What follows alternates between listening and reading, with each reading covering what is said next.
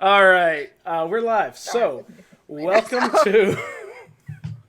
That's a I guess good we're thing. live. To open up. Yeah, we're live now. Welcome to Meanwhile in Barovia, the Seer.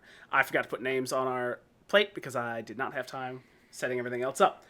But I am Drew Tillman. You can find me on Twitter at not that Drew, and we're going to start with our guests here. I'm going to start with John. Hello, I'm John. You can find me on Twitter at that_film_guy. I know it's a mouthful. And I will be playing Otus Reedfellow, your halfling bard. And our other guest. Hi, I'm Jules. You can find me on Twitter at Julia_Rosa, and I'm going to be playing Otis's cousin, Surnia Reedfellow. All right. And Volonda, I wasn't counting you as a guest because I see you every Friday. So please introduce yourself. I'm I'm not that guest. I am Volonda. You can find me on Twitter at BladderSkullBTP and all over the place here on Spark. I'm playing Grimette the Flaming Comet, who is a phoenix sorcerer gnome. Beautiful. And we're going to get into some real wild shenanigans here because we're going to be continuing with one character from The Beast who managed to make it out alive. Did we not all make it out alive? Everyone made it out alive, but I will explain what happened to the rest of your party here in a moment. Oh no. Get ready for this. I'm ready. Alright, so it has been a few months since the village of Erasnu has been attacked by just fuck tons of werewolves. So many werewolves that you could not kill them all or see all of them when they actually did attack you. You've all been working with the villagers as they are repairing the houses and trying to move out of the large building they'd taken shelter in, which has become a tavern known as the Seven Tables. But winter has closed in around the town, and it has sealed the valley off. So there's no way you're leaving at this point. You have to wait until spring. But as repairs have continued, supplies have run out. The village has grown desperate. Food, nails, wood, all of that. Well, not wood. They live in a forest, let's be honest. But everything else, it's going to be real hard to find. So one morning, as you're sitting in the Seven Tables, the burgomaster, Ivan Radovich, approaches you and sits down. Hello, friends. You have done much to help us, but I'm afraid that we have need for you again. Now, Grimette, you are the only one who is still with us. The others have attempted to leave, and none have returned. What that means, I do not know. That might mean that they actually made it out. It is always possible. They may have I have much hope. They are resourceful people. They are. They have proven that during the Troubles. Which is just what they have been referring to as the werewolf attacks. Nobody wants to talk about that many werewolves being around. So, what is it that are these people? Are you guys with me? Yeah, it's all three of you at this table. Okay. So what is it that we can do for you? We have need of food. Our stores are running dry. Usually the Vestoni come through and they sell to us, or trade for furs. But they have not been here since the attacks. But you're the Burgermeister. Can't you just make some burgers? What is this word burger? Well, it's Also, in your can name. you tell them please stop eating the mice? Because we had a conversation yesterday. There was a little bit of a conference, and you're eating the mice, and they don't really like that. But we need food. And Yes, but they've elected a leader, and I really don't think it'll go well. It's not me. I'm not a mouse, but they did inform me as sort of a delegate to inform you that it will not go well for you if you continue to put them on skewers. I see that. But what would you suggest that we eat if we do not eat the mice? Well, Mushrooms are always good around this time of year. no, it's winter. Right, but they can grow on the ground. And we're just telling like, no, I mean, mushrooms are always good, but yeah, they're always good all year round. I mean, you can just stick them in the ground and grow them in some poop. No, I mean they're tasty all year round, but the cold makes it hard for the fungus to grow up. But then how come when I go to a restaurant, I can order mushrooms in the winter? You know that we'll have this. We could help you find some food. That would be a real good solution. That no one gets put on a skewer. This is what I was leading up to. We have been fortunate because the elves, and Grimette, you remember the elves from your time. I do. They were... yeah. You can say what they were. They were a bunch of dicks. Well, in my limited experience, that is exactly true. Yeah. Yep. That's real They true. look down on me all the time. Oh, we have a solution for that. And I point to our trench coat draped over the chair. They'll never look down on us again. You can be the head if you would like. I'm usually the head, but I can be the middle. Well, it may be a bit weird for you to be, for me to be standing on top of you, so perhaps you could just stand on top. I am much stronger than I appear. She's blatantly lying. I can make us look very cool as well. See, I have, I don't know what magics you guys can do it muchly, but I can make us look like we are on fire. In fact, I can actually make us on fire, and we'd be very cool. Actually, we'd be hot. Smoking. It would help when it gets cold outside. I would be Oh, that could ready. solve the problem with the mushrooms. Yes. This seems. We Oh, use that the green fire that you make to grow the mushrooms so that they don't have to eat the mice. We've figured out your food problem. Yep. We will take We our just payment need now. to go find the places where the mushrooms grow. We can encourage them to grow, and then we will have mushrooms. Before, hold on, no. A lot of protein. I know some people who think they do and eat them instead of burgers. Sir, you were saying you had an idea on maybe where we might could find some food. Yes, correct. I have an idea. The elves, as you know, The dick elves. The dick elves. the dick elves, as you call them, they range the woods and they hunt down the remaining wolves. You want to eat the? Do you know those? We've Do eaten you know most those of them. Used to be people. Only some of them used to be people. Okay. The rest of them were just wolves. But they're hunting the rest of the werewolves, but they're mostly gone. But one of them saw a Vistani camp near us, and they may be willing to come trade us for food. I would like you to go talk to them and see if you can convince them to come here and give us food. What Do you are have we? anything to trade? Because I Yeah. don't Yeah. think that they're just going to come here and give you food. Because I don't know if you noticed it, they are dicks. Big dicks. I Yep. mean, in the metaphorical sense, I haven't, checked. It is not pretty, don't. And he's very confused for a second, and then he's gonna blow past it. Yes, we have lots of things to trade. And as you look around this tavern, everyone has like fancy new fur-lined clothing. Like everyone is decked out in wolf fur cloaks and boots and fucking everything. They've been hunting wolves like mad for months. I would like to point out that if you're wearing furs, that this is what you intend to trade. We have other ones. They are packed up and ready to be traded. We don't need it. We don't need But any the more thing furs. is, you understand that the elves are rangers, right? They can find their own fur. They probably already are wearing their own No, fur. no, not the elves are helping us. They brought us the furs. The Vistani are not the elves. They're not? Oh. No, Vistani are they're people like I. Oh. Hey, They're like gypsies. now. Yes, they are like Oh, like voyageurs. Okay. yes, they are, and they are only a day's travel, maybe less, away from us. I don't know where my accent is going. I do not understand either, but we will roll with it. We're going with it. It's going towards the Nordic countries. It really is. It's just everywhere. Yes, would you be willing to go to the Vistani and offer to trade if they come bring us food? And these are not elves. The They're- Vistani. No, they are not elves.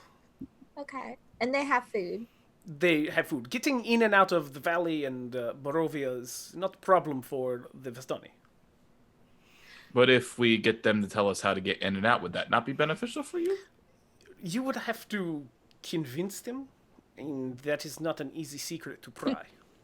You Well- underestimate how good we are. Listen, we're real small. We could just cling on the bottom of the wagons and just follow them. We could hide. I have a great way of hiding. Yes. Does it And- involve fire? Because I did like that last time when you did the fire. It could involve fire, although I don't think that would hide us very well. But perhaps we could trade a lot of fire to get us out. I mean, we will take your proposition, but we do not promise to return. We can try if you. And I will not officially chastise you for skewering the mice friends until we get back with food. In which case, I will be very concerned about your. I have to check. Are you some sort of vegetarian? No, I just have to made like a promise to my god. Do not And the eat. mice did make a very convincing argument that they would not like to have a skewer shoved through them and then be eaten to the Is bone. your god a mouse? No, it's more like being nice to all the creatures that can't really, fend for themselves. The coronation ceremony for the mice was very beautiful, though. It was. When they pronounced their rat king, beautiful. When they did the king, because they usually something you should know about mice is they're very democratic, and so in times of immense stress, what they will do is they will elect a dictator. Their last one since the mouses, he was really good, and he just went back to living on one of the outskirts of farms. They are concerned that their current mouse Julius may not give up the but that is mouse politics. It used to be very complicated, very, very, very, very. He has a very confused look on his face. He's just like, I didn't understand any of that, and I don't even know what a democracy got the Cincinnatus is. reference. If anyone listening to this got that reference, I will be so happy. He didn't. He doesn't even know what the word democracy is. This is a terrible place, everybody. It is a word taught to her by her mouse friends. She's not Okay. how it works either. You only know of it through the mice. You're the mice. Grimette will stand up on the table because I assume that he's tall. Well, he's sitting at the table. Okay, like yeah, in a she'll stand chair. on the table, so she'll be maybe about the same height as him. Okay. And she'll look at me in the eye. She'll put her hand out. It's like, okay, we have a deal. We will go do this for you. What are you giving us in return? And then she'll just pull her hand back. It is slightly on fire. He's definitely not going to shake your on fire hand. I could give you some gold. I can give you some items. I have a few things in my house. I could maybe lead you to someone who could maybe get you out. But we are going to these other people who apparently can't get in and out. We will. As I said, they may not give you that secret. No matter. But if you know someone who can get out, why aren't you out already? That is a The very good Vistani do not like us to leave, and they will not take us with them. And Oh. only the Vistani know the way out. Huh. I feel like maybe we should get the information from them. That should be our priority, because then we can get everybody out and screw this food situation. I wish you luck with that. So you will go talk to the Vistani, yes? Yes. Sure. For golden items. Also, one of those fur cloaks. It's like petting the real thing, but less body. And we need it in trench coat size. In trench coat. Okay. Yes, we require, 3 trench coats and 1 ginormous, trench coat for someone like you. Yeah. One stuff us sized, and then. Yeah. Big. We require 4 trench coats. 4, 1, 2, 3. Yes, 4 trench coats. 3 trench coats for my companions and I, and one giant one for all 3 of us. Okay, I will get that if you will just...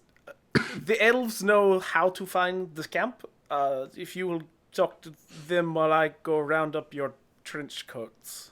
Oh, that's why we have to talk to those dick elves. Okay. So let me get this straight. We have to go talk to the elves, who tell us how to get to the other camp. We get to the other camp, we get food, possibly learn how to get out, we come back.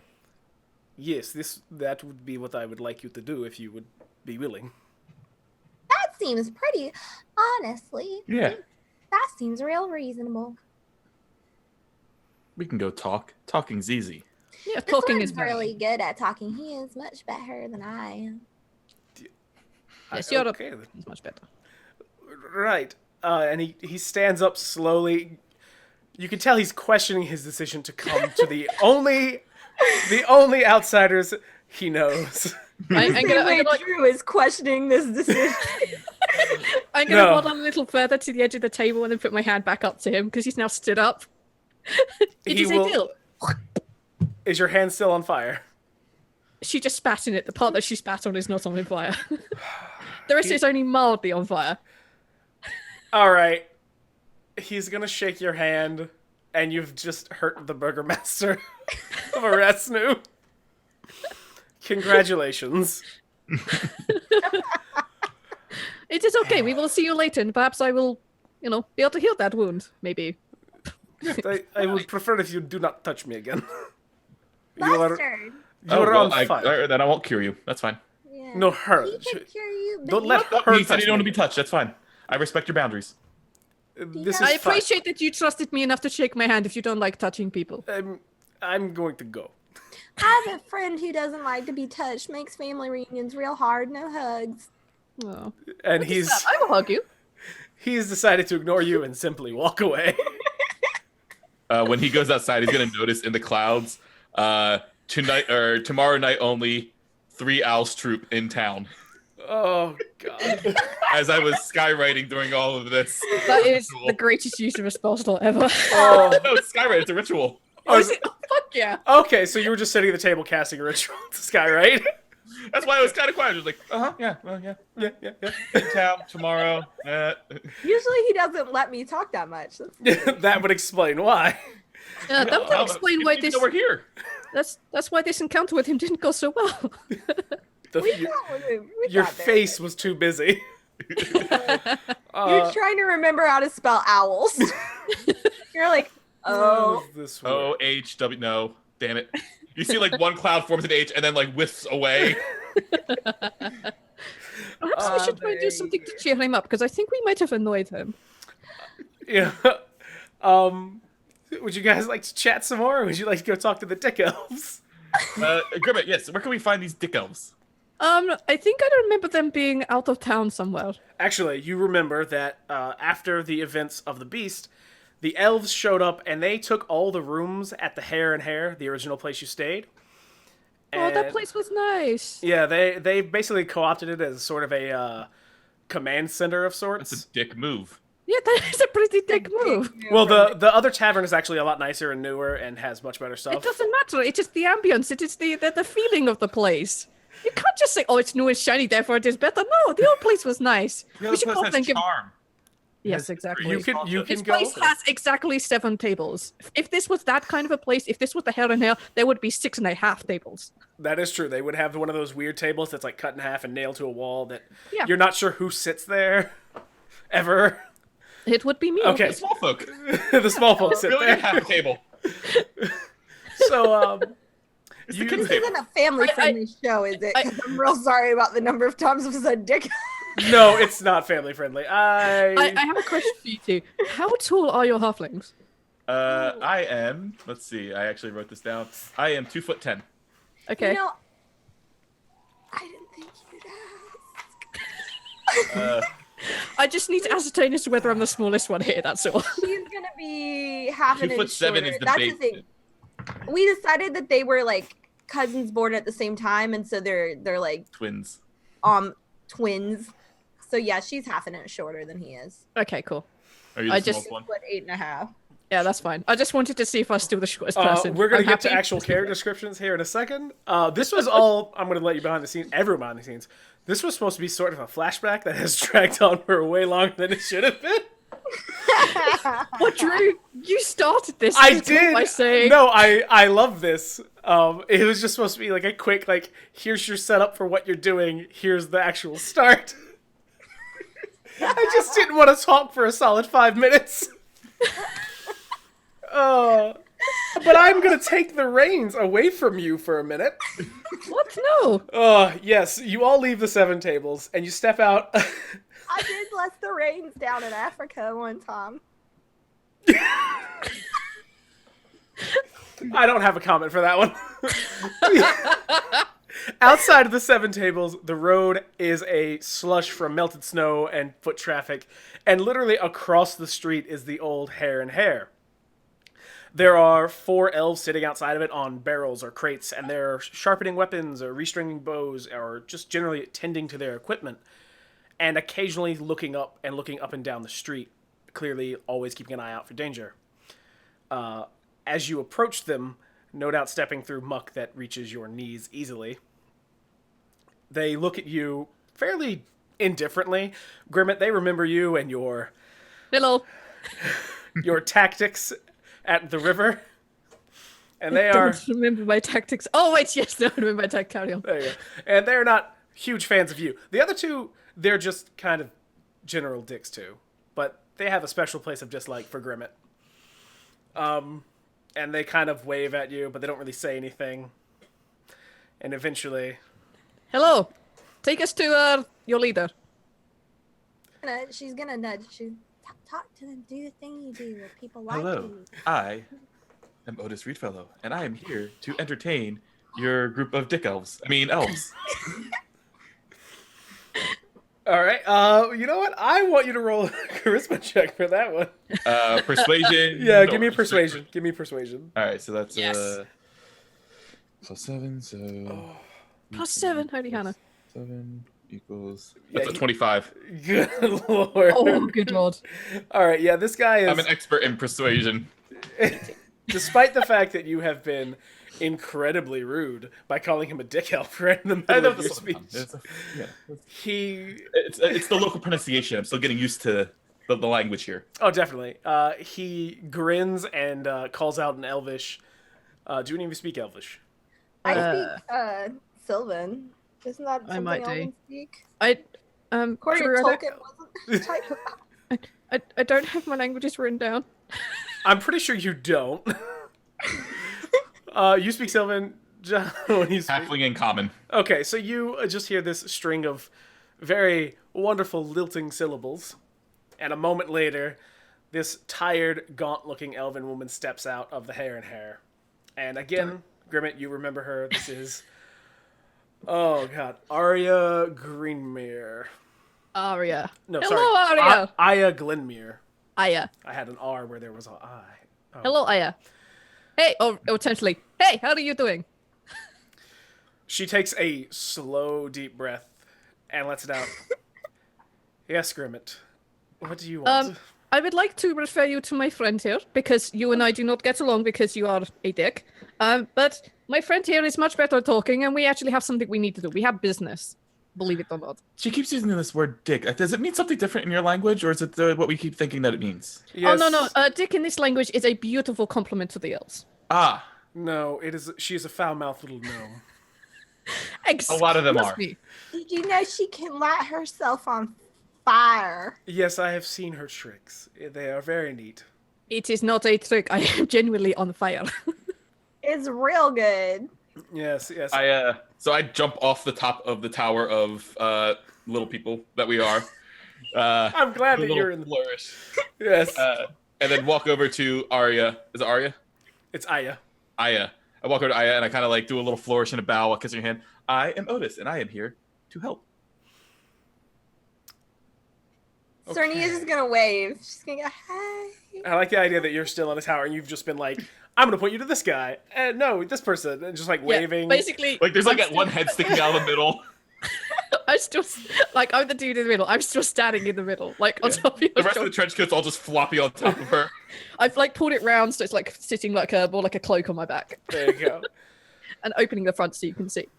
So Ivan told you about the camp that we saw. Yes? Are you coming for that? The Vistani camp. Yes. Well, I didn't see it. One of my scouts did. Just a second. She obviously just doesn't want to deal with this group. All of this. Yes. All of this. Can't handle it. No, she can't. She steps back into the Hare and Hare and shuts the door. And a second later, a young elven male steps out, and he's just wearing linen pants and filthy boots and a bunch of blood-soaked bandages around his like midsection. Are you not cold? Of course it's cold. Do not walk out here in linen. I will be here for as short a time as possible. I just came to tell you how to get to the camp.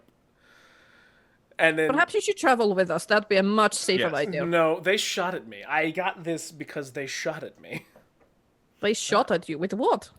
with a bow. What? Do you know of another thing that can shoot? Well, Well, I've heard of And I fickle send people. magic missiles into the doorframe. Wow. All right, so you're attacking A door. a door The door frame, more accurately. next to an NPC attack the dark. who already dislikes you. It is okay. You know at that level of reputation when you grind all the way down. Yeah. Yes. Hey, And I go Volonda, to this fellow, I'm like, see, this is what they call rock bottom. Volonda, make True. just. I want you to make a straight charisma roll at disadvantage Disadvantage, why? because they already don't like you. They already just don't like you so much. At a disadvantage, I got an 18. Oh, good. Okay, so he sighs again. They're all just very exasperated with you. And he's like, "Do you have a piece of paper?" Let's see, do I? I'm rummaging around.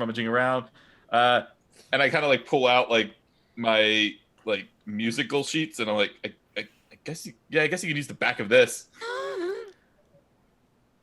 He's going to take one. Are you really telling me that elves like yourselves don't have paper? Why would I use my stock? Anything? Healer, because if he did, he would not be bleeding all over the place. That is true. No, none of us are healers. No, I Well, if I fix this up for you, would you like to come with us then? No.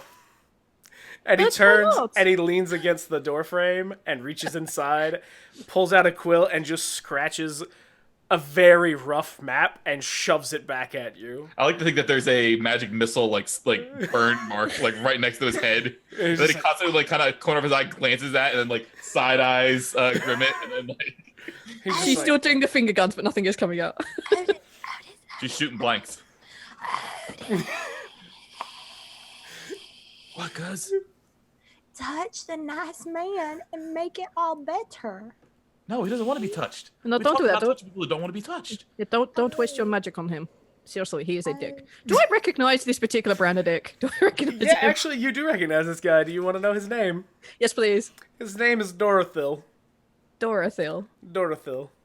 Oh, he's adorable. This is adorable. He jams this piece of paper back at Otis and steps inside and slams the door. I feel like my work here is done. Do you want to hand back up? And I'll lift my hand down to Otis. Yep. And I climb up and like throw the trench coat back up. Okay, And my let's hands go. through. So- Goodbye. The other one's very exhaustedly. Please tell Adorable that I will be back for our date later. I do like that Grimette is our warm heart in this, Fear of being tower. touched. My cousin can touch you, make it all better. We'll do that when we get back. Yeah, we'll do that. Oh, I want to be like a double date, but with one person. This- So when we get to go on a date with Adorable, please tell him that. one of them nods. And as they nod, we have a wonderful scene transition of you now standing in the middle of a snow-covered forest. And are you still in your trench coat? Is it still the three of you Oh, of stacked course. up? Okay. Yeah, it is I warmer. mean, how do we have the same amount of movement like this? I feel like 25 it's a foot, yeah. party trick. I will let you decide. Are you, as this scene comes in, are you standing in your column of people, or are you separated? I feel like we've separated. Surnia doesn't want to carry them around. Yeah, I that think much. like once we get away from like and start into the wilds of Barovia, and like, all right, we don't need to be trudging and wearing ourselves down, but like in town when we're putting on the show. Yes, you walk we around. don't have an audience right now. Okay, so the three of you are in this snow-covered forest. The snow is up to your like waists generally, but is actually you have definitely stepped in places where it is way taller than you. Grimette is basically always on fire, so It she's just like melts around her. Yeah. I imagine I'm walking, it's like wasting and then go thump. It's like just like. But you're in luck because all of you have heavy winter clothing, and basically a space heater walking around with you. Yes. I also So- did take. You haven't called me I'll go up Spencer. to Grimette. I did take produce flame, and it's a cantrip, so I assume I can just use that. Yeah, so you're also just walking around. So you kind of stay in this warm little bubble as you move around, but the trees are bowed with snow, and occasionally you hear the loud crack as a branch breaks off somewhere in the distance. And you've been walking around for most of a day, looking at this map and trying to find this Vistani camp. And now, if you actually want to describe yourselves, please go ahead. Let's start at the bottom of the tower. Yeah. So Surnia is a halfling. She spent a lot of her life. She's a cousin to Otus, and it's like the country mouse, city mouse. It's like that. She's a druid. She's in the circle of shepherds, so that's basically her deal. She's freckled and tanned and has kind of wild curly hair. It's obviously red. Every character I play has red hair. And she's a little.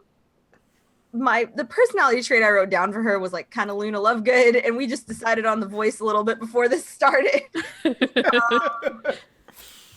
Yeah, she's a little woo woo, but not in like the she's definitely she isn't like your stereotypical like super hippy dippy. She's just like kind of a real country kid, and Okay. likes the wildlife. Discovered she can talk to animals, and feels mildly morally obligated to like stand up for them. Is interested in their political work. She can turn into animals, so she can like, there was a mouse election recently, and she thought, oh, this will be really interesting. And she didn't really, think about the fact that they were going to say, oh, you can go tell the people to stop eating. They've elected an official to tell the people to stop. the ambassador. Mouse election, and she did not realize she was up for the position of ombudsman or whatever that is. No, she's I think she like a lot of her social skills come from emulating Otus to maybe her detriment. She relies on him, and yeah, they're really close friends despite being, I think, really different. He's Good. family. It's amazing. All right. Well, if we're doing the Tower of Volonda, that makes you next. Grimette the Flaming Comet is 5.5 feet tall. There we go. She has waist-long, bright red hair, and the ends are kind of like yellowishly orange, so it kind of looks like her head is on fire, just like the entirety of her. She wears bright red, yellow, and orange clothes, because basically when she rolls up into a ball, she looks like she's on fire and can actually set herself on fire. I think originally I said she didn't have any shoes on, but I don't have the description of my character in front of me because I think I made it up on the spot, so I am going off of vaguely what I remember. She is a performance. She works in the circus, and her trick is to get launched out of some sort of cylindrical object and set herself on fire and land with a big fiery flourish. That's basically Grimette. And John. I'm playing Otus Reedfellow, the bard of the troop of the Three Owls. Our third owl went missing when we went through the Quivering Forest and ended up in Barovia. So who knows when we'll find our third member. But we've got Grimette here instead. So Otus, he's got like tussled like bedhead blonde hair that like has that kind of like messy look to it, but you definitely realize he spent way too much time making it look like that. Strawberry blonde. Yeah, a little bit of strawberry blonde. He's got his like rapier in one sheath here, and then like a flute in another. Flute in a sheath. Yep. We need to Is it quick really- draw a is it a flute. I've got it. Is it a human piccolo but a hobbit flute? Is that what? It's named Picard. Is what I call my flute. I'm so happy. That's what you said. Yeah, and so Otus, he's a lore bard. He loves traveling the cities. He is, like she said, country mouse, city mouse. He's the city mouse, gathering as much information as he can and selling it back to the Harpers. I mean, just finding out all the different stuff that there could be to find. Who's talking about the Harpers? No, I like that. We kind of decided the idea that like it was your idea to form like a traveling troupe, and you're like, you'll turn into animals. It'll be great. People will pay us. Actually, Yeah. what's even better, and this is another look behind the actual curtain, when we initially recorded The Beast, in the one that never got released because the audio was bad, everyone decided they wanted to be part of a traveling circus. So Grimette was the Flaming Comet. We had the ringmaster, like the ringmaster. The ringmaster is Theo. Yep. We had a strongman. Like literally, it was the whole circus. The only person that wasn't part of the circus was my chef. Yes, I had a personal chef. we had a personal chef. That's true. And then it got re-recorded, and the only two that from the original crew that made it back were Volonda and Theo, and Arch, who they still played their circus characters. And I love the fact that we're continuing, and we have another unplanned fucking performance troupe. Yes. I am so happy. It has kept a theme, and it's made me so happy. Honestly, like all a joke in a chat between me and John and Jack, and it started out with being, he was like, we'll be 3 halflings in a trench coat, and I was like, owls, we're 3 owls in a trench coat, I'm a druid. And then we sat down and you were like, I'm a circus performer, and I was like, this is fate. So I imagine that despite being utterly terrified to get accidentally transformed into like a brand new place, we found another circus performer, and we're like, oh, everything's gonna be okay, actually, we're fine. We're fine. Yeah. It's okay. It's okay. It's okay. It's- We got a kid that I can launch out of a. Yeah. I'm it's- like writing notes on how I can work her into our act the entire time we're like walking. I'm like, okay, you do that now. Basically, we are playing to a very tough crowd here. They don't seem to like me. They really don't. They're very. Everyone in the village is very deadpan, no matter what you do, and the elves are almost openly hostile towards Grimette. What did you So I've got my work cut out for me.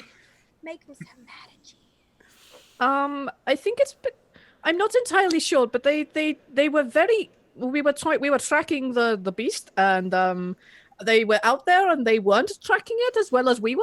And we went there and we killed it for them. And I just pointed out the fact that they were useless in comparison to us, and also they were giant dicks. I also do not keep quiet about that.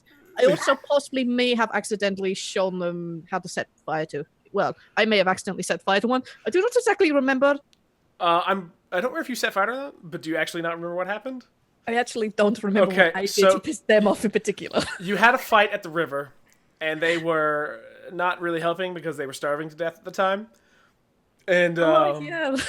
then Josh attacked one of them in an attempt to intimidate them to help you, and they just bailed. Oh yeah. So that was not my fault. Oh no, that was. One time I turned into a badger, and I had a better tail than another badger, and badgers really have not liked me since. I did eat something that I wasn't supposed to eat. But yeah, no, I understand that kind of jealousy. Yep. I just think that they are. We also defended the town very well. Me and Theo just like put hands together and we just obliterated a big bunch. I think they're actually quite jealous of the things I can do. Yeah. Definitely. Although I am winding up adorable because he hates being called that, and I love his face when he gets very angry. So as you're talking and stomping through the snow and with your fire, and you're clearly very lost, you have seen no signs of civilization or people or anything, but there are spaces in the trees that might be trails, but you can't actually tell if they are man-made trails or game trails. But there are tracks ahead Can of I do you. nature check? Actually, yes. You I've do never nature been good at nature. I'm rolling in roll 20 in our Dungeon Drunks game. So if you want to jump in, John, and make sure I'm being honest, that's I trust you. okay. That's a 19.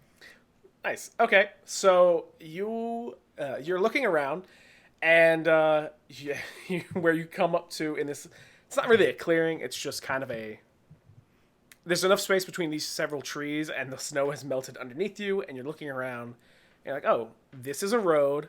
That's a game trail. Cool. So you found a road and a game trail, and there are tracks on both sides.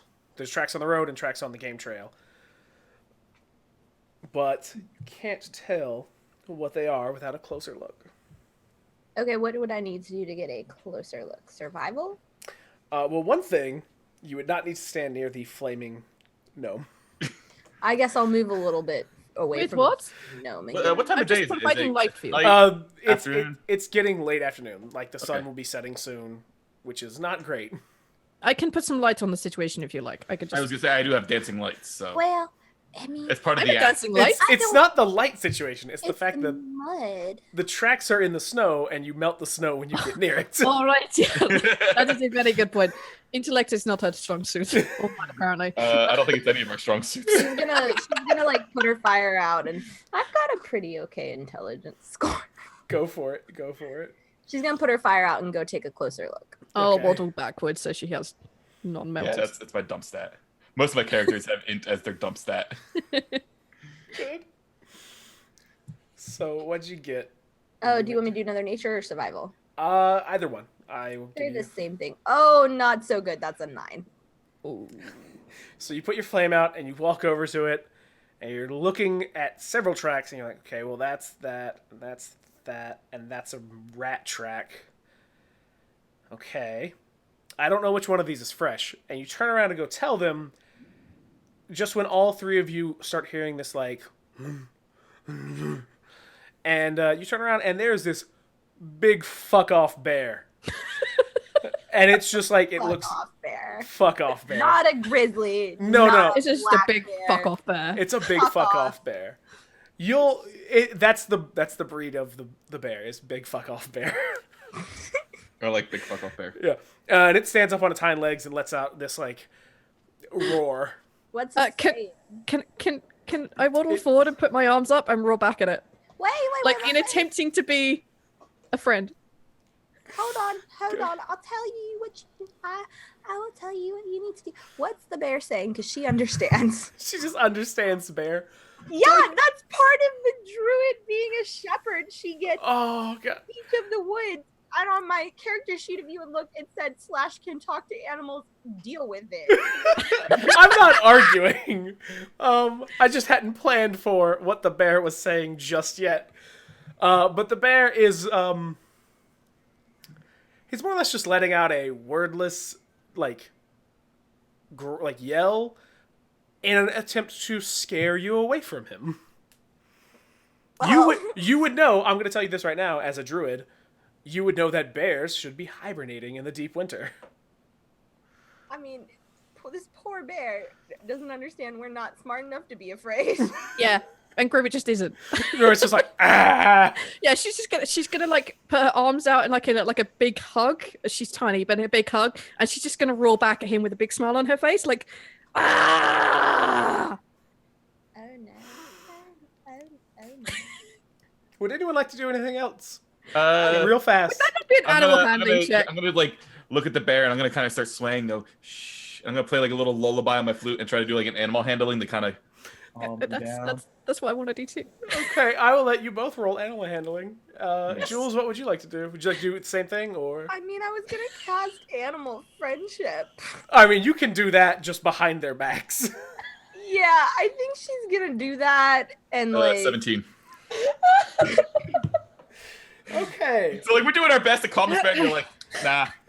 Don't worry, I got it. Nat 1. 4. I have returned to form with Grimette. Yeah. Oh. Listen, Grimmet- we at one point we did use bears in our show, so I kind of know the tunes they like to hear. Grimmet's just. Do you think I just like roared too deeply? Is that the problem? Yeah. Oh, okay. Did you? Ah! So, you played a flute. You screamed at it. Jules, what did Surnia do? Surnia cast animal friendship because she's tired and probably a little hungry too. Okay. Trust in her ability to. Let just, me very She quickly. doesn't think she can talk a bear down today. I can't handle this today. handle it today. Oh god, let me look it up to make sure. Animal friendship. This spell lets you convince a beast that you mean it no harm. Choose a beast that you can see within range. It must see and hear you. If the beast's intelligence is 4 or higher, the spell fails. Otherwise, the beast must succeed on a wisdom saving throw or be charmed by you for the spell's duration. It lasts Oh. a full day. Wow. All right. What is If your one of your companions harms the target, the spell ends. what is your spell save DC? My spell save DC is a 12. Oh no, don't make noise at me. God. Okay, there we go. Well, it beats your spell save. It rolled an 18. Oh, No. Minus 1. I guess we're gonna do this the hard way, and it doesn't say there's any negative effects like when people get mad, so that's good. It's a bear. It's a bear. The bear doesn't quite know. It's just like, what was that? It's very confused, but it does hear this very nice flute music, and it kind of sits back down. And I'm going to let you all make perception checks right now. Because the bear is not immediately trying to tear your tiny, tiny faces off. Oh, 8. okay. That's an 18. Nice. 12. Roll real shit or real good? Okay, so. I heard an 8, an 18, and a 12. Yep. Aye. Okay, so I'm just going to go with the 18, because you're all going to hear this eventually. Surnia knows that this bear has been in a fight with people. It shows distinct signs of sword wounds and spears and arrow wounds, and it's bleeding a little bit in several places, and its face is cut up quite a bit. And it seems more upset than angry, just kind of like afraid and upset, and he wants everyone to go away and leave him alone. Aww. Can Surnia talk back to the bear? Of course. Hello. Hello. I guess I should do it in bear. I don't speak bear, so you have to unfortunately speak the same language as me. So you don't look real good. You get in a fight. Yeah. People You're not chase me. People chase you. You know, sometimes that one over there, the one that's on fire, she gets in fights. Yeah. She Yeah. seems like it. Yeah. This is my cousin. Otus plays real nice music. If he touch you, he can make you all better. The bear doesn't say no. Otus. What? I don't speak bear. Otus, touch him. Can you heal the bear, and then he will not eat us? Did he say that? Yes. Yes, openly lie to your cousin, please. Yes. I look at you strangely and I'm like, okay. Otus, please. He's a nice bear. Why would I lie about this? Yeah, let me He see. just got in a fight, and they stabbed him in the face, Otis. Nobody wants to carry scars like that in the face. Alright, so 1d8 plus spellcasting ability And then modifier. she's gonna look at the bear. She's gonna say, "Mr. Bear, Yeah. this is my cousin." Sorry, I've lost it. I go up to I He's kind gonna of I touch you, and it's gonna. Well, he might not touch you. He might play some nice music, make you all better. Gonna fix your face. That sounds good. so I kind of finish the song and it trails off and I sheathe Picard and I slowly approach the bear's snout where I see all the cuts, like my hands like that, and I'll do cure wounds and he'll get 6 back. Awesome. The wounds on his face stitch up, and they stop And then I give bleeding. him some ear scritches. Oh, he likes that. I would very much like to use Mage Hand, just scratch behind his ear. Okay. He's enjoying the ear scritches quite a bit, especially after being physically assaulted by some people. But about that time, this loud drumming starts echoing through the trees in the forest, and it's carrying very well in the cold winter air. And the bear looks up and has this look of fear, and he just turns around and runs off into the woods away from you. And you're Bye, left, bear. You're left standing I there use Mage Hand for as far as I can. to scritch his ears. Yes. Okay. I don't know that everything's rub between the ears. It's okay. You're going to be fine. Have fun. And give him a smack on the ass as he leaves. Great. Okay. So you're now standing in the woods. There's some strange drumming coming from somewhere, and you just healed a bear and talked to it. So if they are drumming, do you think perhaps they are these the people we are looking for? The Yeah. Vistani. Yeah, those people. All I right. don't know. Do Vistani play drums? I don't know. They can play whatever they want. I am not commenting. But do we want to just wait here for them and talk to them, or do we I want am to try judging and their drumming ability. And I'm not impressed. You're not impressed by their drumming ability. They Okay. don't No. have rhythm. Yeah. That would be very offensive to a performance troupe such as yourselves. Yes. Yes. I mean, Um, I am not one for music, but I'm annoyed on your behalf. Can I do like a history to see if that might be like a common Vistani thing to play drums? Yeah, do a history check. 12. You know the Vistani like music. Cool. Oh, you're in for a winner then. They really enjoy it. Perhaps it would be better if I didn't talk, but you have to know I do sometimes just sprout things out whether I like it or not. Yeah, I think we'll get along just fine. I'll let Otis talk to the people. All right. Yeah. So what's your plan here? So I mean, if they are tracking this bear, they're probably going to come right here. But if we want them to come right here, we could just shoot up a flare. Or what if we could. come to them? We could reverse follow the bear tracks. We could go towards the music. See, Right. like that would be a friendly thing. Like, hey, yo, heard you guys playing. We'll just have a jam sesh.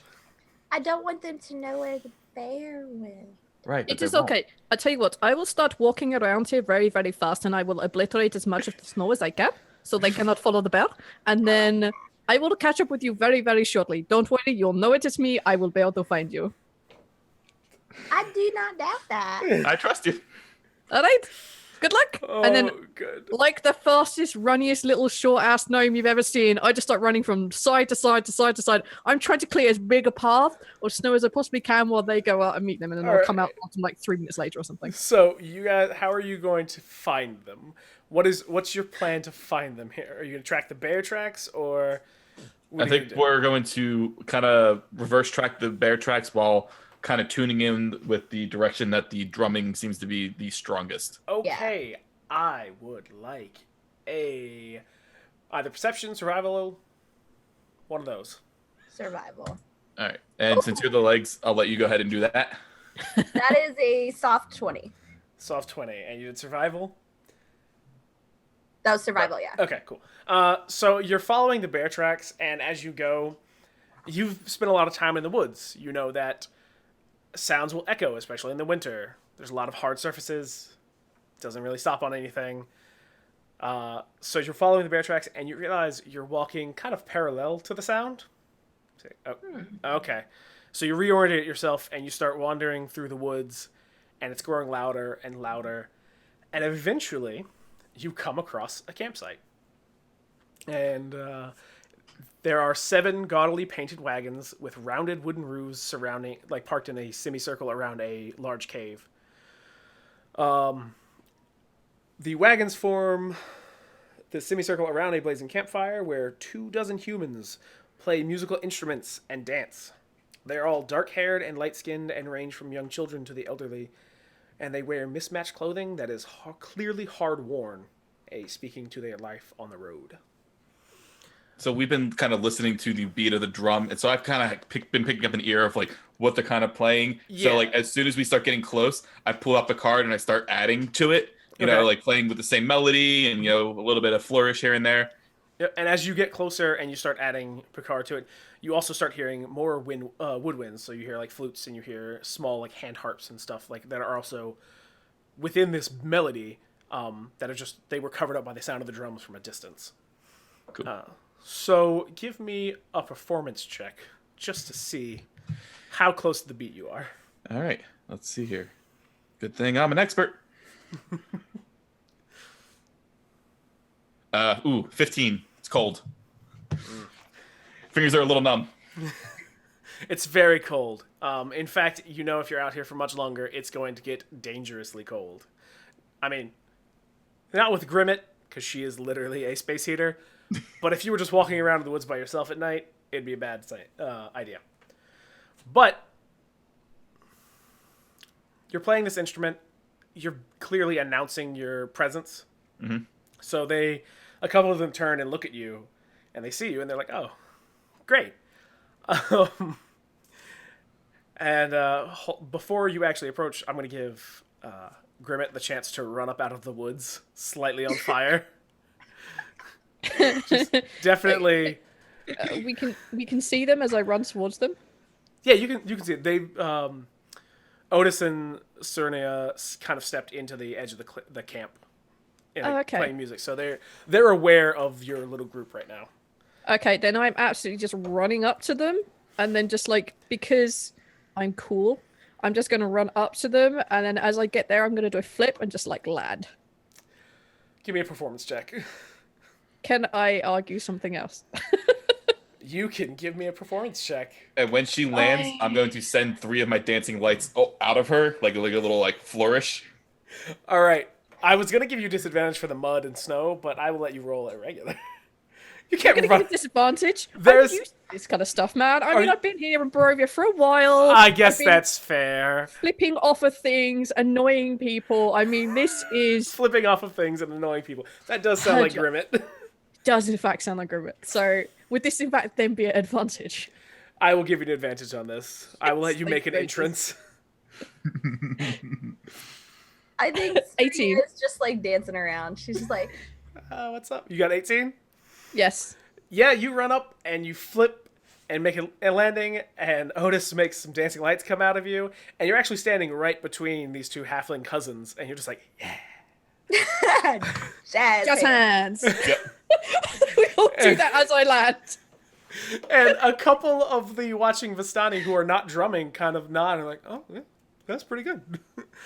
Like, they're very appreciative of this performance that you've just put on, this talent you've displayed. I bow, and then I point to Otus.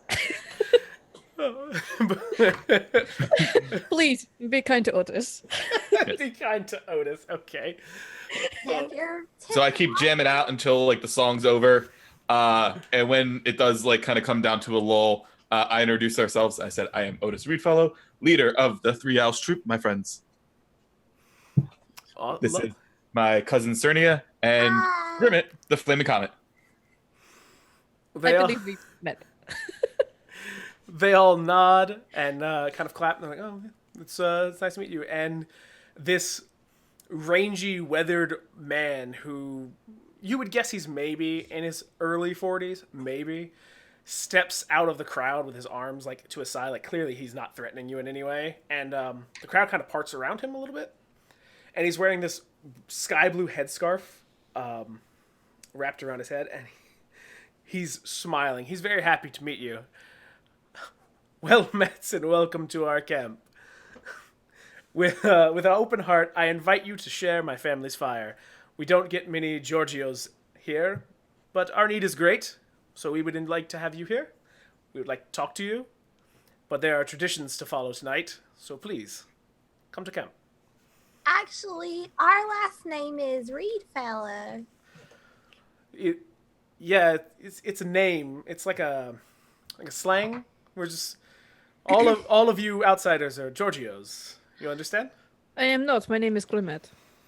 Oh, I understand, friend. Yeah. ah, good. Oh, wait, yes. She just shuts up and just nods. So he nods. I thought you knew some people from our family. I pull out like a piece of bread of my like rations and break it and hand him a piece to break bread with him. He like takes it respectfully and nods and like takes a bite out of it. Thank you, friend. I am the captain of this troop. My name is Elias, and this is my sister. I don't remember her name. It's a very weird name. So Gina. You don't remember your own sister. Jeez. I remember her name. Don't listen to that weird voice you just heard. I feel like this is like the meta, like what's really going on. What's happening? Can't. It was perfectly fine. Ron Howard voice. It was not perfectly fine. But yeah, he invites you into the camp, and he introduces you to his sister, and he introduces himself, and he tells you that they have something they need from you, and clearly, as he talks to you, he's going to find out very rapidly that you also have something you want from him. Food, nicely food. But first, let's dance. We're here to party. Ooh, party. There'll be plenty of time to sit and discuss business. Wow. And he nods very appreciative. He's like, yes, there's always time for business later. But first, What is this wonderful dance you were doing? You must teach it to me. Is it a reel? I can do a real good reel.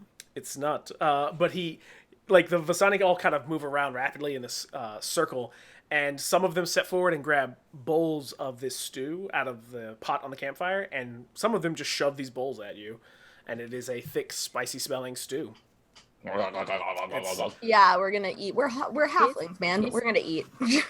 Is anyone else drinking and eating? Oh this yeah, there food? are. I mean, other Vasani are eating. Like Vasani Okay. are trading these drums and instruments, and some of them are getting food, while other ones are starting to get ready to play. Like- I just want to eat and dance, like just at the same time. I think I can do this. You think you can do this? Good. You're literally the embodiment of the wild rumpus. Good. Yeah, it's got this feel of like a very almost formalized thing. Like they do it every night of trading off instruments and dancing and eating and kind of having this little like family party kind of thing. And eventually all of you find your way over into one section. I'm not going to say you're sitting down necessarily, but all of you are over near this little area near Elias and his sister. And the crowd spreads out from the fire. So there's just the big fire in the center and a big open space. And the beat starts to pick up. And it's very slow and it's just drums right now. Is this the slow dance portion of the evening? And Elias looks at you and he's like, this is the prostnata. It is a Prostnata? prostnata. Prostnata. It is a traditional dance. Please enjoy. Not many of you see this. And by he clearly means you, as in Georgios. Mhm. And this young Vistani girl steps out of the crowd, swaying, and she begins to dance up to you. And who has the highest charisma? Probably me. I have a 16. 18. I have a 14. This is great. Oh, This young, right, because you're a sorcerer. Yeah. this young woman dances up to you, and she's smiling as she steps up to this 5 half-feet tall gnome, and she like reaches her hand out and beckons to you, and Elias is like, the Prasnata. Annika dances it amazingly, and she wishes to dance with you. I need to Please. know exactly. Are we about to get married? Because I really need to know. Because some people would be very angry if I was. He lets out this huge laugh. He's like, no, this is not a marriage ceremony. This is just the Prasnata. Which is what? What does it celebrate? I mean, are we about to have rampant private time or what? I need to know before I get involved. He's still laughing. And he's like, no. Annika, I will dance with you. Would you like? Oh no, I want to dance. Don't get me wrong. I just need to know what I'm signing up for. I need to know if I need to prepare anything. Oh no, this is just it's a traditional dance where we celebrate another day survived in this dark place. I would like to insight this fucker. Okay, go for it. 20. He is telling the absolute truth. Okay, I go dance. All right. So she like leads you out into this open space, and they start dancing. And I'm going to need you to make a dexterity check. A dexterity check. A dexterity or an athletics check, whichever one. What about acrobatics? All right, I'll give you that. I'll give you that one too. Thank you. 11. Awesome. Okay, so tell me what the opening steps of this dance are. Like what it looks like.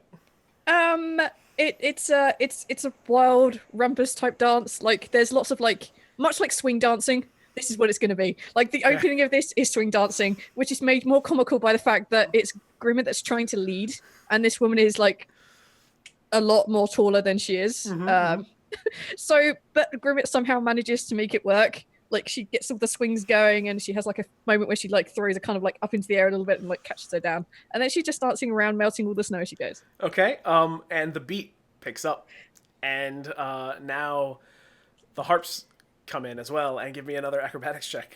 Oh jeez. The pace has increased. 21. Oh, you are. This is clearly my jam. You are flying through this. What's the next part of this dance? I will let John, you tell us what is the faster paced part of the Prosnata. So it's like, so they were doing like the end of that swing thing, and then it starts picking up right as Grimette kind of like swung under Annika's legs, and then they kind of like do a clap and they start dancing around each other, Okay. and then like twirling, and then eventually they reform into partners as opposed to just being two separate people as it gets faster, and it's more of a kind of like almost like a tango type deal now, where it's like bum bum bum bum, you know. Yep. Like a mix of like tango and swing. That's awesome. All right. Make one more acrobatics check because the tempo once again picks up and the woodwind and the harps and stuff fail out, and it is just all rapid primal drums. 15. Surnia. All What does right. it look like? When the tempo really picks up and it's just all drums, they separate partners again and they form two concentric circles around the larger bonfire, and they're dancing. But it's not just like, it's not all 100% just everyone let's go. You can tell it's like everybody knows, it's very choreographed in the sense that they dance, they twirl. The circles move through one another. The small circle becomes the large circle. The large circle becomes a small circle. They do some like there's a lot of like pulling one another through, and like basically, you know, you've got a partner, but suddenly you're a partner with the person across from you as you move this time. So it's lots of like weaving in and out of one another as the beat goes up. And you have to be very careful that you don't go the wrong way or you're gonna whack right into someone. I love it because that's actually the way I envision this starting is two people dancing, and then it gets a little faster, and then the whole group joins in for the last bit where it's just wild. And the Prosnata ends, and everyone just, like, they are so ecstatic that this tiny gnome picked up these dance moves so quickly and so easily. And Annika picks you up and just kisses you, and she's just so elated. And it's just like this, yeah, kind of like very happy, excited kiss. Not like romantic. Should we not getting married? Does Grimette light on fire? Grimette's like, yes. Grimette is always on fire. Grimette is always on fire. That's Grimette's secret. But she puts you down. My secret is I'm always on fire. She like puts you down afterwards and just dances away and back into the crowd. And instruments quickly vanish. Like, they get put away very rapidly. And the Vistani move out into their big circle again.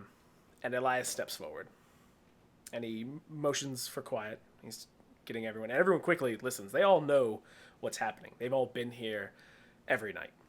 And they're very So I was pulling out Picard right as it like was ending, and then I see him step out, and I kind of just slowly put Picard back. Like, This is not maybe the now's not the time. We'll read the room here for a minute.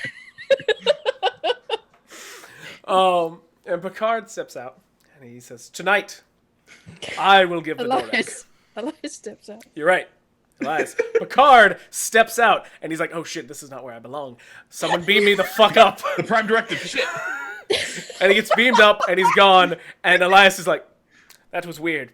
Anyway, tonight, I will give the Dorak the nightly tale or lesson. This is a very weird thing to have in the script. Although the Dorak can sometimes be very long, I sense that we're all weary, so let's get this over with quickly so we can sleep. We Vistani are a people of family, of tradition. We do not turn our hands... I lost my space. We Vistani are a people of family, of tradition. We do not turn our hands, heads, or hearts against each other. To do so is to forsake what it is to be Vistani.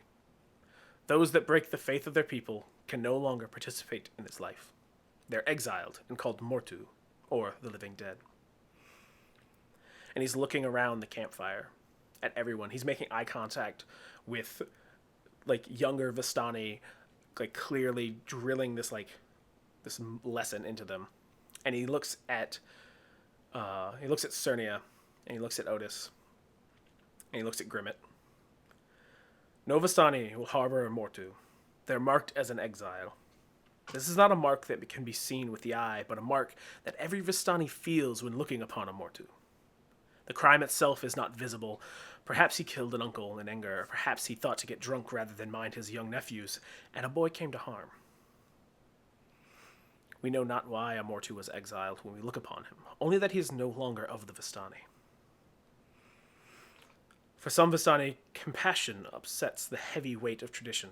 A family provides comfort and shelter to a Mortu. It seems a kindness to one who appears but is not Vistani. And once again, he looks around and begins looking at the older people.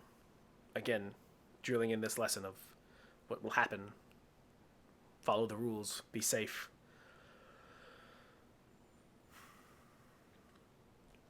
But is not the nature of a man in his past actions? The Mortu will drink again, or murder again, and suffering will surely follow. We hold our traditions because they keep us safe. Safe from wild beasts, safe from violent Georgios, and safe from the wickedness of Mortu. This is as it is. A restful night's sleep to all.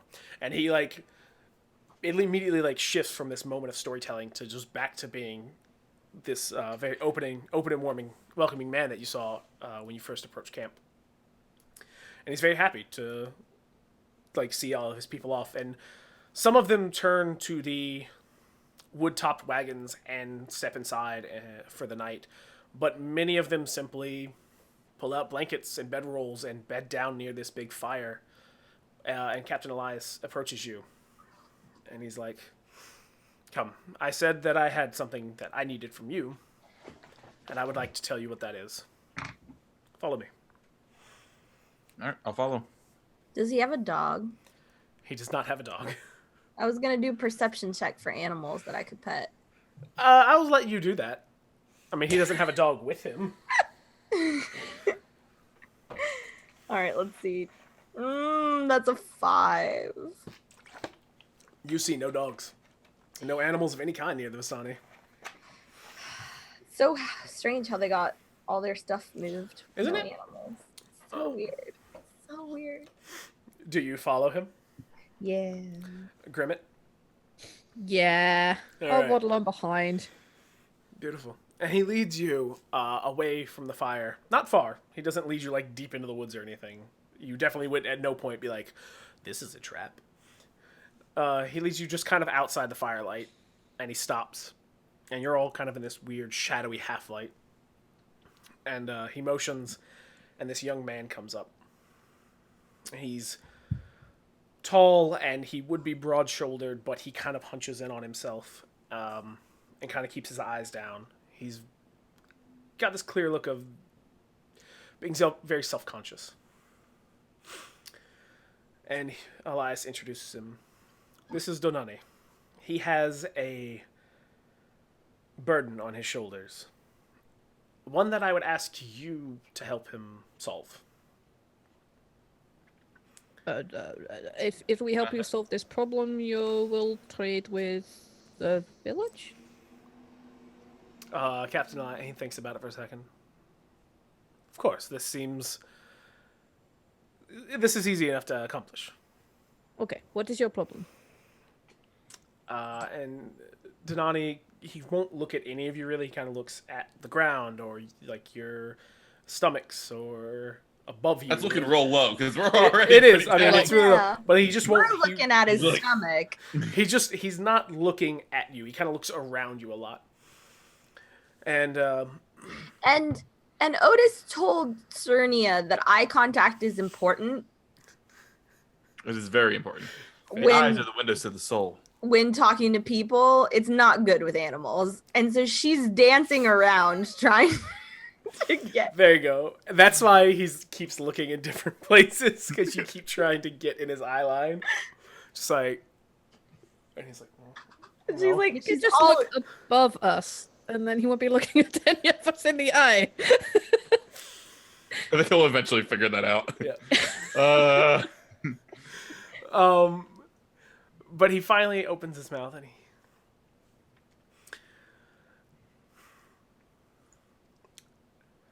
I was engaged to a girl named Leela. She was from one of the other families. I've only met her a handful of times.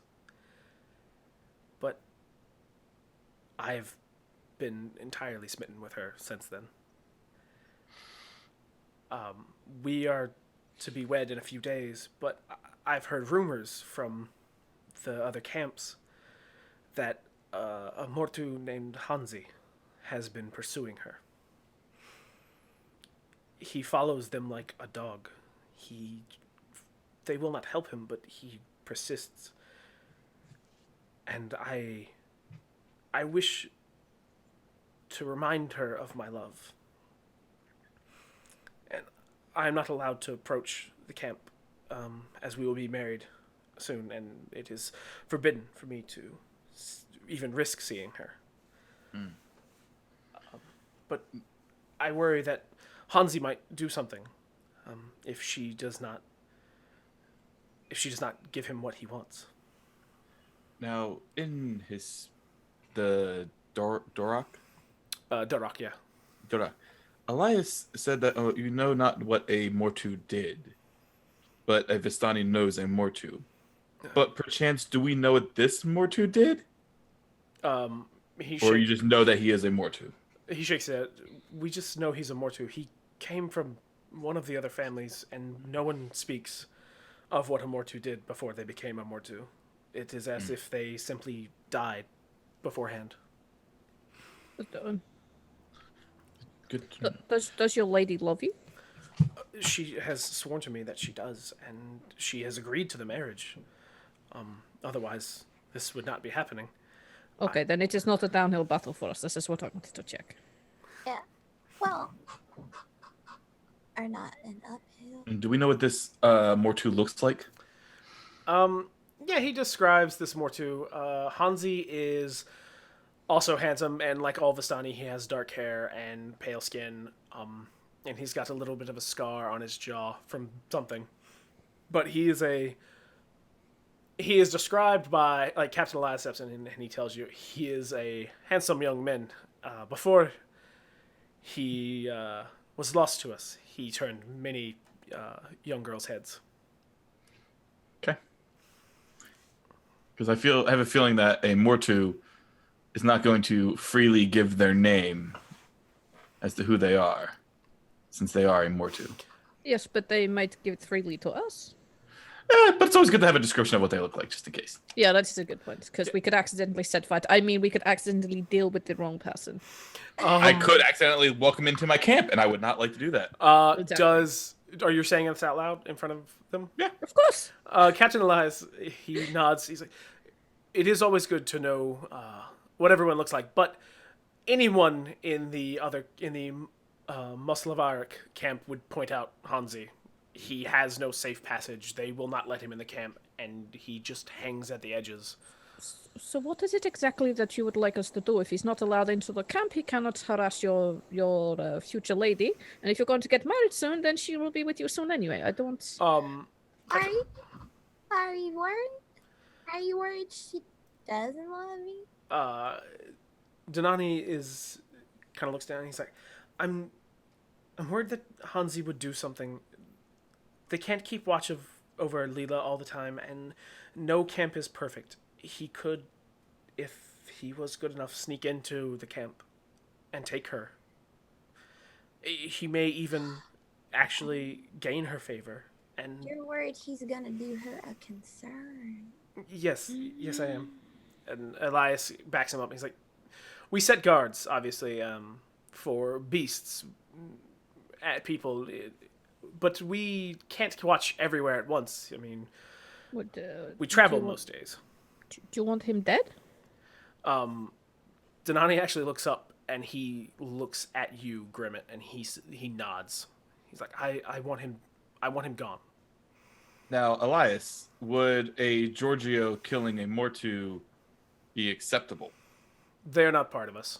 I forgot. I just want to make sure, because I know the Giorgios. That's correct, right? We're Giorgios. Yes, that's what you correct. call us. We're also not one of you, and so I didn't know if there was. I just want to make sure I'm not upsetting your traditions. No, they are. You would be no different than putting down a zombie. Okay. That is a little harsh. What would happen to her if she And yeah, go ahead. went with him, She would become a Mortu as well. even if it was against her own will? If it was against her will, she would be fine. She could be rescued and brought back. But if she went willingly into the arms of a Mortu, she would become She a becomes a Mortu. But Janani speaks up again, and he stops looking, and he says, I want you to go to the camp for me and deliver this letter to her and this gift to remind her of our promises. And if you find some way of getting rid of Hansi, I would be appreciative. Would we be allowed back into the camp if we got rid of Hansi for you? Like, are you? Because before, like, you described us as being violent or something, and don't get me wrong, I am violent, but I don't want to not be allowed back in. I liked your dancing; it was very fun. Elias shakes his head. No, we've welcomed you into the camp, and you have shown no violent tendencies towards us. Violent Giorgios attack us just on sight because we're there. I have to tell you, if you come across and they are elves, definitely dicks. They would definitely attack you. That is true. That's true what she's saying. We have seen an elf recently, and we chased him off. He seemed ready for war. Oh, that is adorable. Don't worry. He doesn't. He's not a real threat. Okay, well, we will go find this Hansi. We will deliver your notes and your gift to your future lady, and we will deal with the problem. What is the gift? What are you getting? He reaches into a belt pouch, and he pulls out it's kind of crumpled, this letter, and it's sealed, and he has a small fan that he hands to one of you. It doesn't matter who takes it. Not me, because I'm on fire. Surnia is gonna... Oh yeah, Otus should probably take it. Surnia will lose it. Okay, so you have a letter that is sealed with wax, and you have a small parchment fan that gives off a pleasant floral scent. Oh. So not food. No. No, why would I give her food? Do you not have snacks here? Of course we have snacks, but she has her own snacks. Why would I give her food? And he seems... Also, like, as a romantic gesture, food is not a great idea because it goes, here's my love. You consume it and then you crap it out and then we never talk again. It's a bad idea. Flowers. Now, flowers, like plants and flowers, are a great expression of love because they grow. They grow like your love. Even when things look hard and terrible and then there's no, like, flower on them, eventually they will bloom again. That's why flowers are the key. Growing plants are the key to any good love. Maybe you should give her a flower instead. Maybe you should give her some cake. I don't even know what cake is. Otus, tell him about cake. I'm not good at it. Tell him, Otus. Tell him about cake. Cake is phenomenal. But what's better than cake, though, is pie. Pie don't carry very well, Otus. Well, I don't have the ingredients to make a cake right now. Do you have flour and butter? Cake Maybe is some real good. eggs. Cerny, we'll make a cake for the wedding for them. That'll be our gift to them. Do you have chocolate here? No? You know, if she does not like sweet things, perhaps a basket of savory things.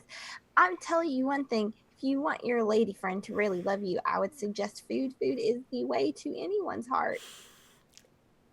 She's a halfling. She's food oriented. What am I going to say? He nods as if he's like mentally taking a note. Like, okay, food. Feed her. You need to feed her and tell her she is pretty. He keeps nodding. Okay. All you need in that note is says, "You're pretty. I made this food for you." Also, you have to tell her that she's the light of your life. Women love that. And again, he's nodding like he's like mentally writing this down. Like, food. Do you need to rewrite your note? Perhaps Otus can help you. No, I can help you. Otus is real good at the love notes. Ladies love Otus. I don't love Otus. I'm throwing that out there. He's suddenly very concerned, and he nods. I think that might be for the best. I think I've made a lot of mistakes in my letter. If you help me with this and you deliver this letter to her and the gift, I don't have a lot, but I'll give you all the gold I've saved over the years. Oh no. No, Love is the payment that I require, and I push the gold back to him. Yes. Now, would you like to write this letter? How about a favor? And some It has to be in your hand. I can't write it for you, but I can dictate what you should write. What kind of favor? nothing that would cost you more than what we are doing for you. What kind of favor is that? What? Well, friend, Well, we're not sure yet. That's why it's a favor. It gets called in. Elias looks at you. Oh, he looks over at all of you one at a time. And I'm gonna Keep your gold is gonna be real useful. Buy your lady some food. hold on. Elias is gonna need to make a check here. For what? Don't worry about what I'm doing. You worry Sanity? about what you're doing. He looks you over and he's like, "Yeah, I think we could afford a favor of the camp. If you do this, it would be a very strange offer, but Denani has the backing of the camp. If you do this, the camp will promise you one favor that I get final say on accepting." So, just to make this straight, we do this, we help with the letter, we deliver gift, we make sure that Hansi's no more. We make sure he is burnt to crisp. But you will go trade with the village, and we then get to have a favor from you. Yes, that seems appropriate to me. And then she'll put her hand to him. And he shakes your hand, and he doesn't even blink as it burns him. She might be Interesting. falling in love. But then he as he takes his hand away, he says, "The Maslavarik camp is several hours away. You should wait here for tonight. We have places to sleep. We have food for the morning, and we will send you on the way with some breakfast." perfect, because Danai and I need to work on this letter of his. Yes. Donani nods, and he kind of like motions and leads you back around the camp, around the fire, near one of the wagons, where he kind of sits down on a crate and takes out a piece of paper, and I want you to make three persuasion checks, one for each like opening, middle, and end of this Danza. letter. All right. So, first one. Oh, hold on. D20 plus 7. 14 for the opening. Okay. 25 for the middle. All right. 21 for the end. So he starts off a little weak, And then and a then he little just rough. builds and builds and builds. It's a and then little rough, and then it just you look at it at the end, and you're like, yeah, she's gonna be so in love with him at the end of this. And since everyone is abandoning us for a moment, Janani is looking at it. He's like, are you sure I should say that to her? My friend, trust me. I have had many a fair maiden in many a city that I have traveled to. These words are magic. It just seems a little forward for my bride to be. It may seem a little forward, but we Giorgios, I don't want to speak ill of your bride to be, but you said that Hansi is possibly trying to woo her. So we need to think a little bit outside the box here.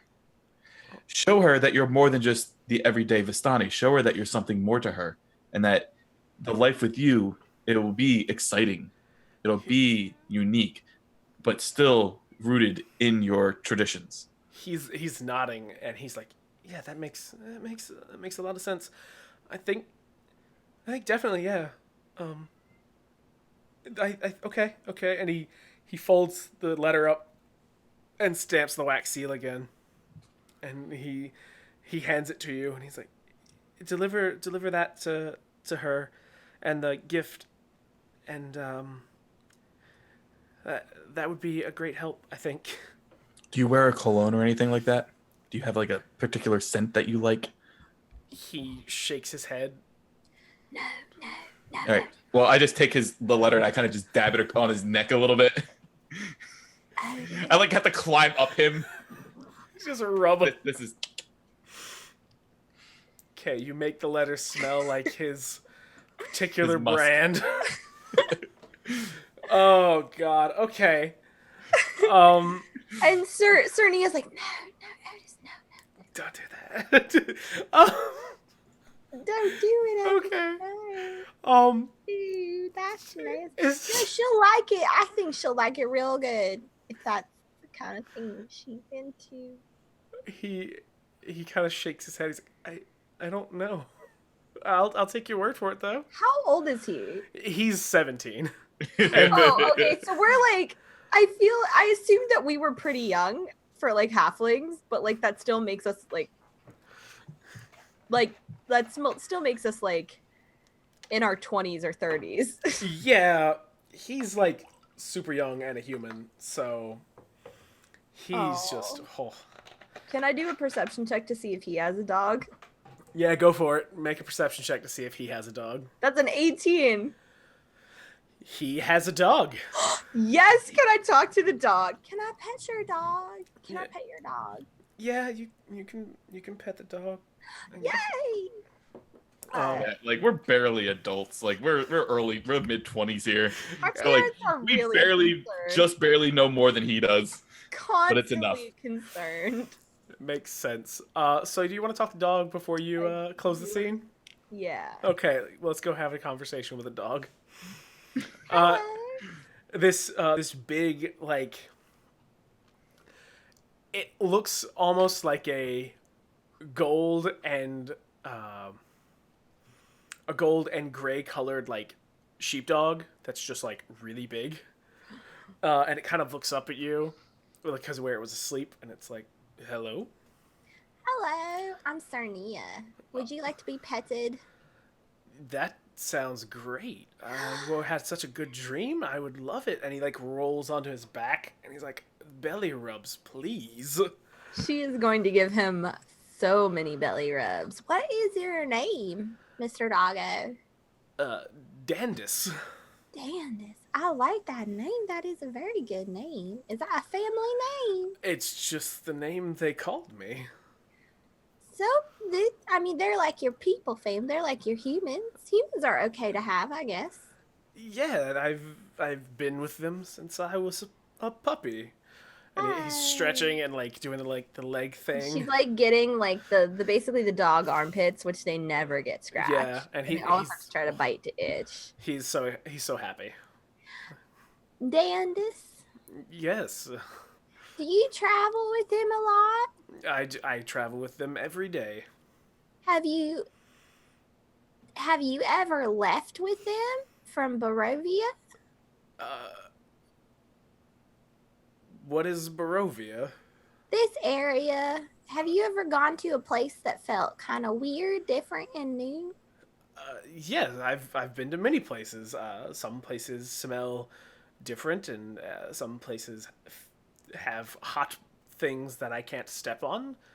I've been to a lot of places. Have you ever been to a place smells kind of like me? And he starts to sniff you, and he's like, "Yeah, I've been there before." Would you know how to get there? Maybe it's confusing. Okay. There's no way to track through from here to there. Is it always the same spot when you go there, or does it just kind of happen? It just kind of happens. Hmm. Usually it happens when they load me in one of the carts and I'm in there for a long time and then I'm out of there. Okay. I'm real far from my home, Dandis, and I sort of want to go back. He kind of like looks up and he like sniffs the air and he's like, "You have home here." As he kind of looks towards Otus. Otus has home too. Yeah, Otus is my home. But, you know, it's nice when everything smells like home. He like, eagerly kind of like does that like shaky dog nod thing where he's like still being scritched. Otus gets real weirded out when I smell him.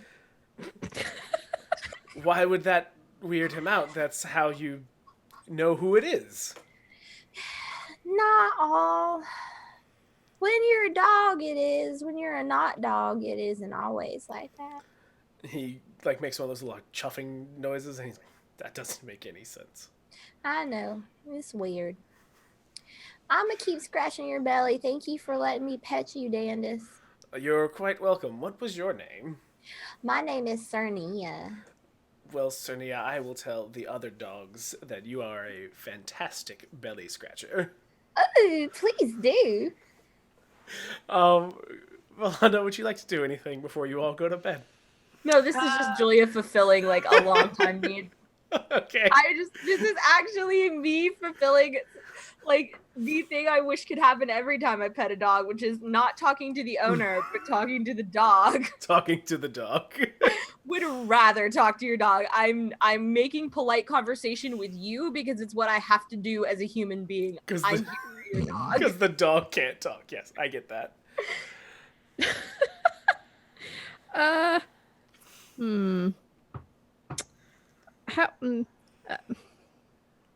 What time of night is it? It's, I'm going to say it's probably like 9, 10-ish at this No, point. I know what I want to do. Where's Elias? He is, he's walking around and talking to a few of the guards that are up and a couple of the, like, people who are still getting ready to bunk down entirely. I screw it. Balls to the walls. I wanna go try and seduce Elias. Go for it. You know what? I will let you attempt it.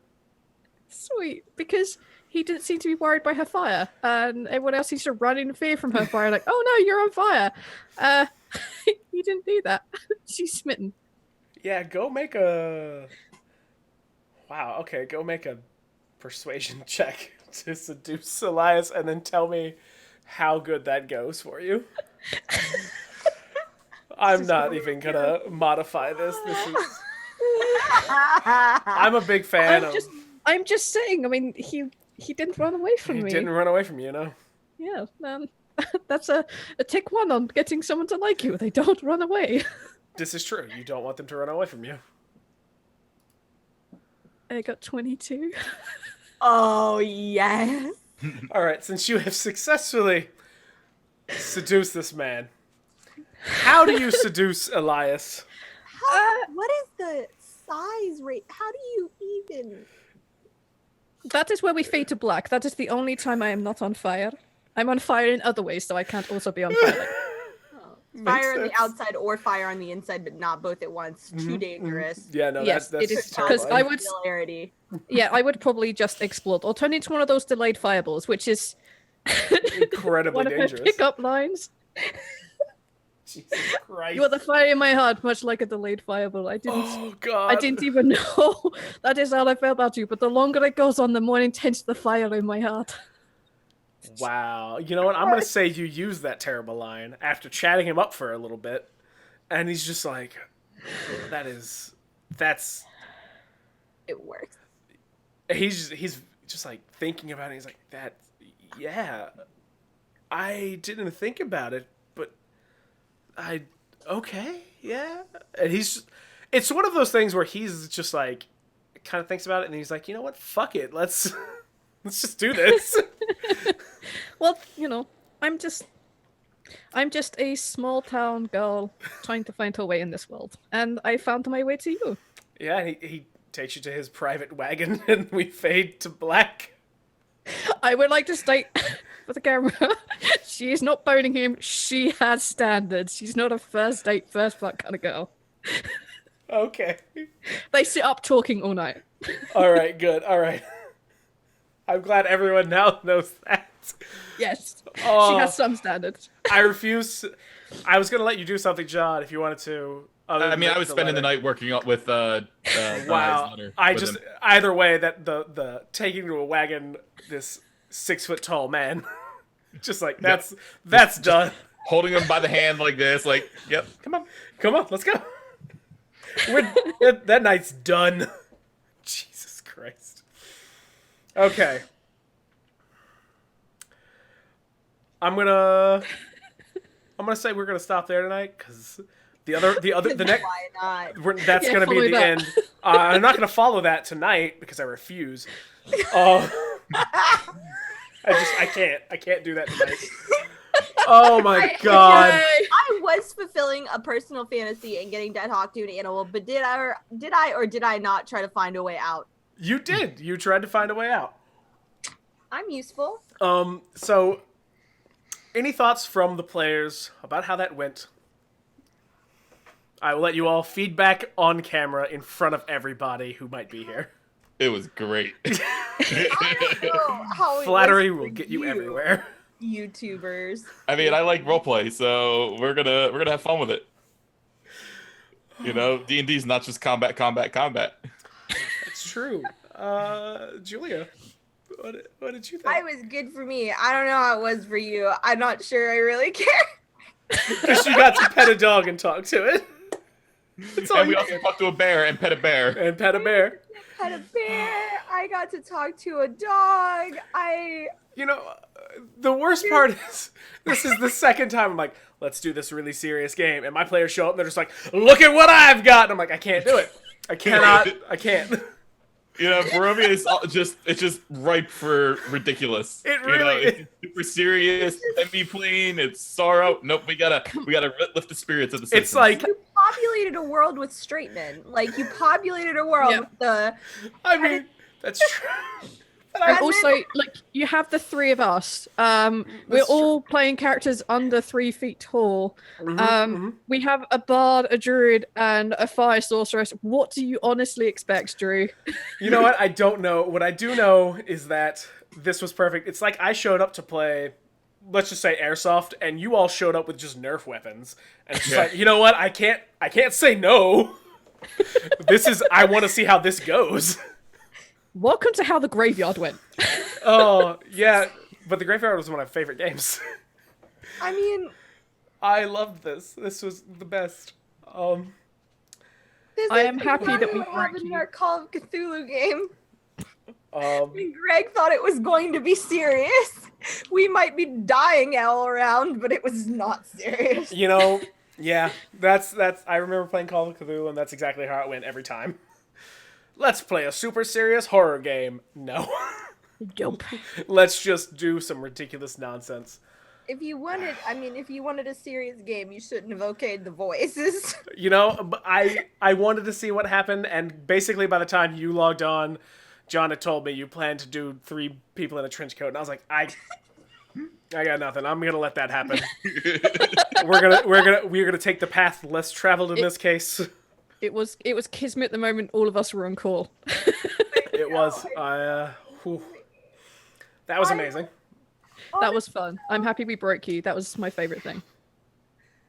I mean, this is why you play, though, right? Oh yeah, 100%. Like, this is the most fun. Like, I just looked up. It's almost 1 a.m. Like, I was just like, oh my god, it's almost like it's. I mean, honestly, I really hope everybody gets to play games like this. Right? Yeah, Like, absolutely. Almost. like, if I could give your patrons actually something, it would be this. This was so much fun. This was Yeah. great.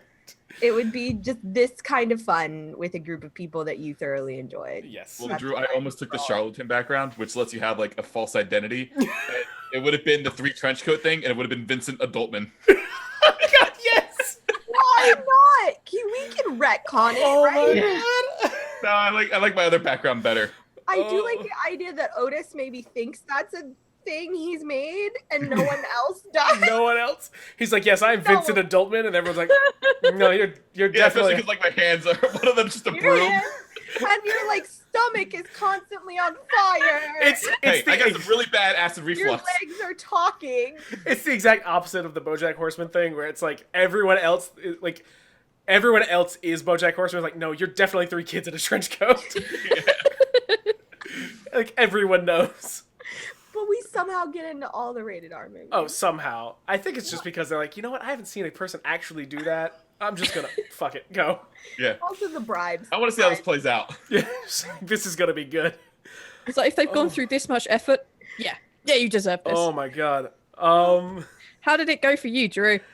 It went off the rails immediately. So You I'm also quite- started out the call by saying, yeah, so we're going to stop a bit. You guys roleplay as much as you want. Yeah, I did say yeah, that, and you did. I didn't want to step on your toes because I wanted to hear exactly what you did. I mean, I didn't want to hear the exact thing that you did with the whole let's put 3 people in a trench coat and run around and be very aggressive to these elves that already don't like me. Well, I mean, they're dicks. They are dicks, yeah, you're not wrong. I'm just Dicks. They're just dicks. That was... I enjoyed it, I thoroughly enjoyed it, and I think the second session and the next game will go amazingly. As I told John, I'm going to tell everybody, actually I might cut this part out, I'm going to homebrew the third game. Because I was talking and I have an idea. A guy gave me an idea for the third game. And I think it's going to break your goofy characters. Oh, you are so wrong. See, this is the thing. I was wondering how long, like, so I made this character and I went, oh, this will be fun. And I was like thinking about it. I was like, I'll just dress up as like a super duper hippie. I'll put flowers in my hair.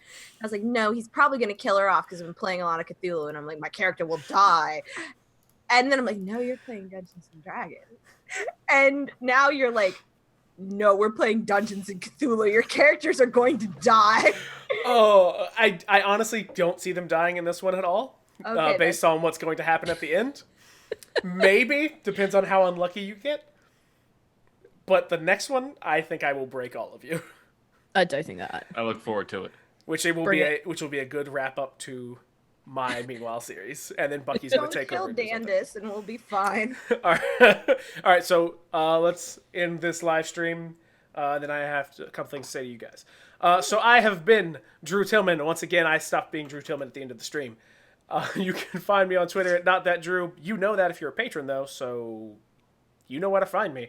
And let's go back through our guests, starting with Volonda, who's not a guest. I'm not a guest. Hi, I'm Volonda. You can find me on Twitter at not a guest. That's a lie. Don't listen to her. Well, also my player name is Grimette. My character name is Grimette. My player name is Steve, and my Twitter handle is not that Steve. Catch you guys later. If you look in the show notes, you will find her actual Twitter. She cannot hide from you. Jules. I was playing Surnia. I'm Jules. You can find me on Twitter at Julia_Rosa. And this was amazing. I'm so happy. John? John on Twitter, that_film_guy, because somebody already had that film guy without the underscores. That guy sucks. And I was Otus Reedfellow, your halfling bard who likes to get into shenanigans. Oh, and this was an amazing game. And it made me so happy. And just go out and play D&D with your friends. Just Do it. play the same game 50 times where everyone DMs it, because you'll get a different game every time. Oh, hell yeah. And it's my favorite. But that was us. Good night, everyone. I'm going to sleep at some point. Yep. Bye. Good night.